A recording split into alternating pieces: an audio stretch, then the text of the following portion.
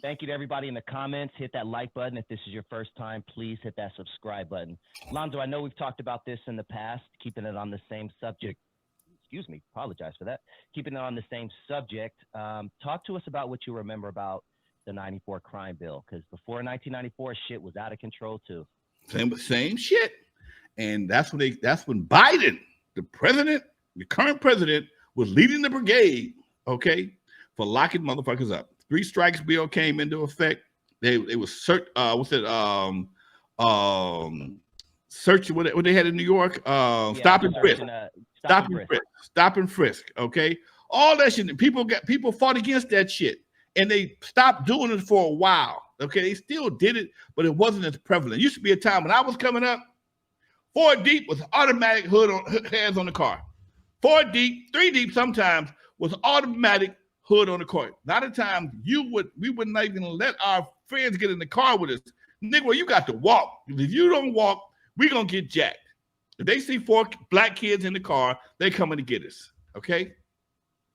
Now that was in my neighborhood, which is not far from Alondra, and this is when Alondra and Central. Alondra and Central, and this is we went back there doing a bunch of dumb shit.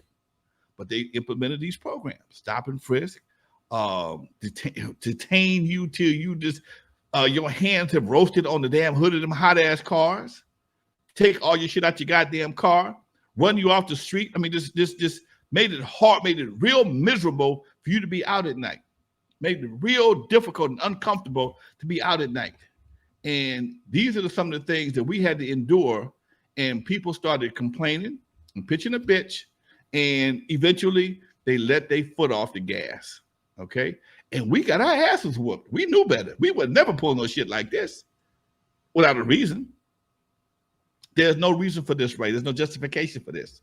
There's nothing. It's nothing to say. Oh, I'm just bored. But again, this is what I've talked to Parks and Recreation in Compton. I've talked to several city council members, and what I've noticed is there are a lot of programs in the city of Compton and cities all around the country. I mean, all around the state of California for the little kids and also for the senior citizens. But when you get about 13 or 14, there's nothing for you to do. We used to have something to do. We had dances to look forward to at Campanella Park. And I know gang banging has messed up a lot of shit. But you need to have some way to give these youngsters something to do, give them something to look forward to, something. Everybody's so goddamn smart. When they was getting their asses whooped, you had all the answers. Now the asses ain't getting whooped and they buck wild. Come up with some new answers. When kids was getting their asses whooped by their parents back in the day, like I did, many got many ass whooping. Okay, somebody decided that was cruel and unusual punishment, but it kept my black ass in line. Okay, let's keep it 100. It kept my ass in line. But at some point in time, they felt, you can't do this, you can't do that, you can't spank your child. Now these children is tearing up shit left and right, and you still can't do shit to them. There's no consequences. You can call your parents what you want to, talk shit to them, cuss them out, hit them, whatever you want to. There's no consequences. How do you expect anybody to respond to anything or be responsible in any way, form, or fashion if they do the opposite or do something negative with no consequences? There's no way, there's no reason for them to do anything. Me and my buddies were talking the other day. In some cases, sometimes even the child support system has no consequences for a woman to decide to get pregnant by somebody, lie, say it was daddy, and all of a sudden the guy paid child support for 18 years, and ain't his baby, ain't nothing you can do about it. Same situation. There's no consequences. There's no recourse. There's no recourse. So why not keep doing it? People are so concerned about the illusion of being concerned about a certain aspect of the equation, they forget about the overall crime until it happens to the government or to somebody else. Oh, now you got to go to jail. But in the meantime, no big deal. Run your ass to the police station, see what happened. Going to the police station, talking about ransacking the police station, see what's going to happen. Run your ass down to Beverly Hills, run up on them buildings, see what's going to happen. Yep. Thank you, OG Steve, once again for dropping that. And his question is actually going to lead the next segment of what I wanted to talk about. Lonzo. It's kind of along the same lines, but Chicago had their own situation this past weekend. About 100 teens flooded downtown Chicago, smashing car windows, breaking into stores, dancing on top of police cars, just showing complete disregard for the law. It's on Michigan Avenue, which is a pretty decent area from what I remember in Chicago when I visited.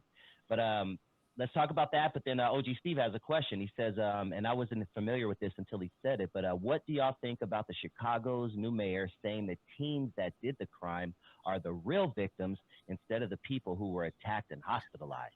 Great That question. is the fucking problem right there. Nobody cares about the victim. They want to protect the perpetrator, not the victim. You know, people do crime and nobody wants to wants to sit them in jail. Well, they're victims of this. No. Let me tell you something, Doc. I work with a couple of different programs, okay? And these programs will pay people to be a part of an internship. And people, a lot of the youngsters that I've found want to get paid, but they don't want to work.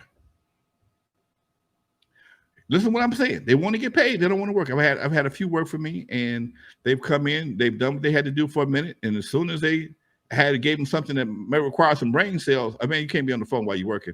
They don't want to be here no more. They don't want to be here. And some of my other buddies who work for some of the similar programs realize that it's real difficult to work with some of these folks because so many of them have not had any type of training at the pad to be prepared for a job. They think you can sit on your phone the whole time and just do part of the work, and then do it when I tell you to do it when they feel like doing it. Even me and my son get into it sometimes. They do. I asked you to do something an hour ago. Why ain't it done yet? I'm gonna get to it. Back in the day, I'm gonna get to it after I wake up. Okay, that's what you gave. I told my daddy, I'm gonna get to it. But I'm gonna get to it. That was gonna be after I woke up. Okay, after I woke up from that coma. Okay, I gotta feed the dog. Okay, put the trash out. And here's the simple part. It's not like it's no major shit, man. We ain't asked nobody to go out there and paint the house, paint the fence. Man, put the trash out. Walk the dog. It's your dog walking. It's you ate in the house like everybody else is. Go put wash the damn dishes, man. You ain't paying no rent. You ain't paying no bills. You got to bring something to the household besides the appetite and attitude. That's bullshit. So, you know, I guess at some point in time, all of us will be out of here. All those old school players will be out of here, and they'll have a whole new system to deal with these youngsters, and they're going to appreciate these conversations that we have in the day, because at some point in time, they're going to get tired of this shit, and they're going to come up with a solution that you ain't going to like. But I told you it was going to happen, though. Trust me. It's going to happen.